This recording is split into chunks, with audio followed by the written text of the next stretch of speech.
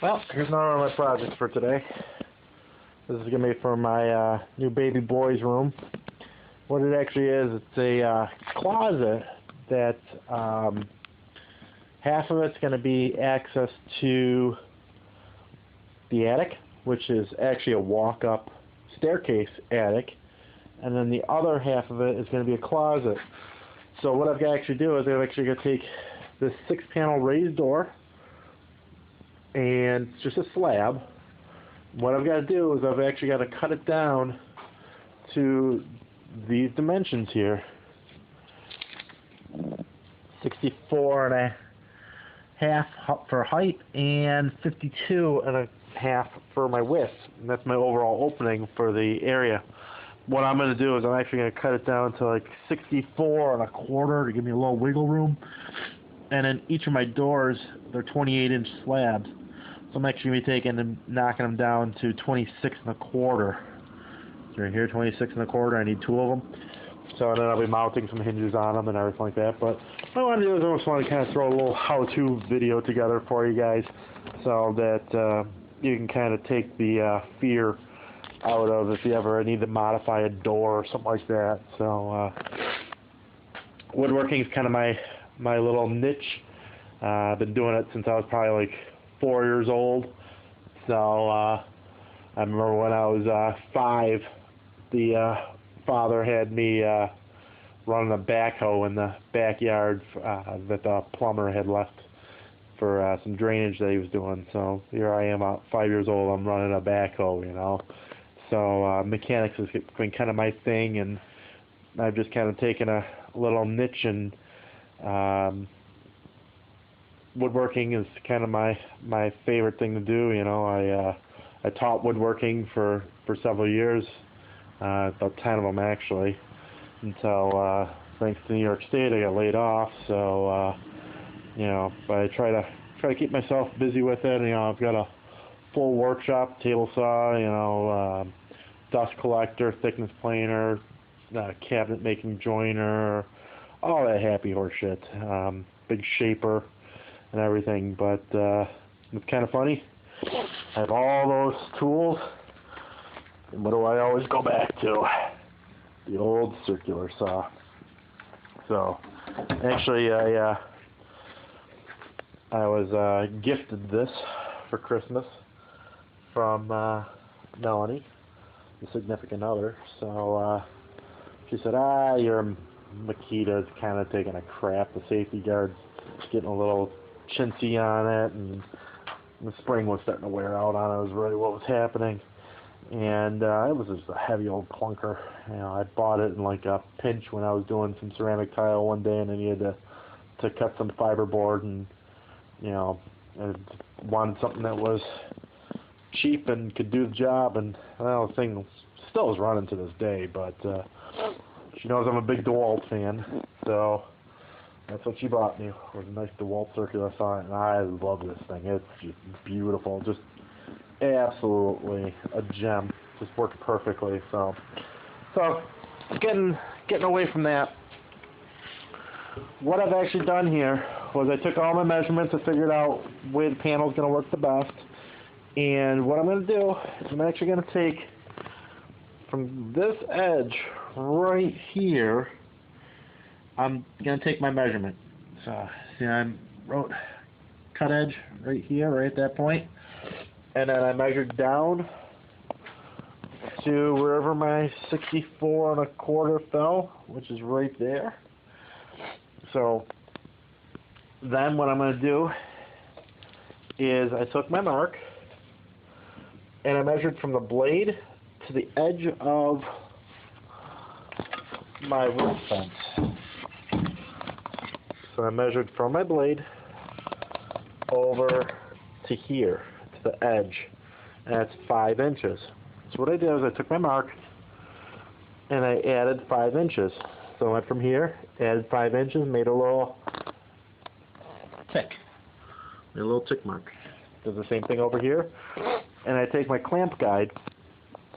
This is what I like to see, guys. I'm a big guy for this. Proudly made in the USA. Yep. Gotta keep those American jobs here. So yeah, keep Americans employed.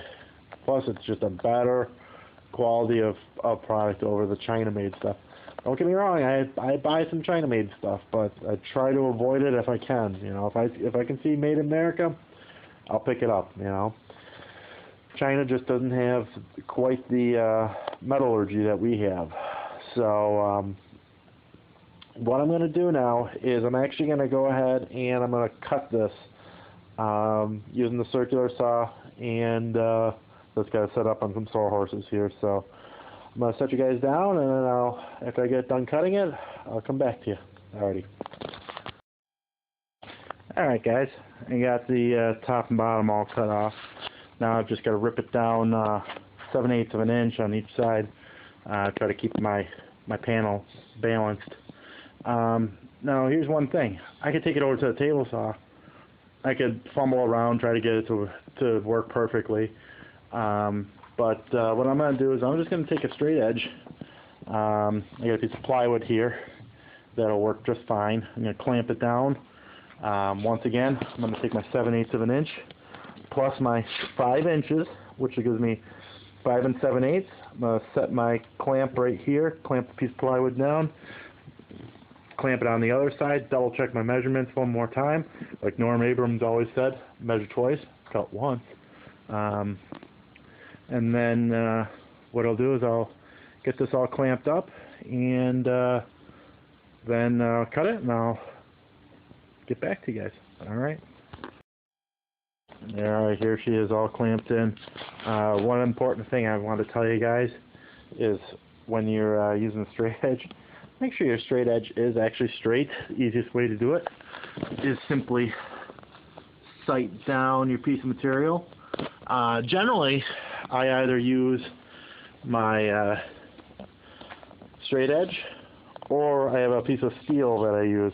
Unfortunately, I put this in my scrap steel pile and I cut it down. So normally that is 10 foot long. For whatever reason, I wasn't thinking that day, and I used it. So it's now a 6 foot long piece. So kind of makes it useless. So I gotta get a new piece. But for now, we'll just use a piece of plywood here. But anytime you have to make a rip cut, don't say, I can eyeball it. If you can at all avoid eyeballing it, please do. It makes your finished product so much easier, and you know, in this case, nice manufactured edge against a nice manufactured edge, it will guarantee you a nice straight cut. So you know, like I said, don't try to eyeball it. I used to work with a guy, an old Polish guy. He'd be like, I can cut it just fine by eye. I'm like a table saw. Well, he was like a table saw, and he was pretty wavy. You know, his first couple cuts were fine, but then once you start getting a little bit of inaccuracy in it, it got atrocious really quick.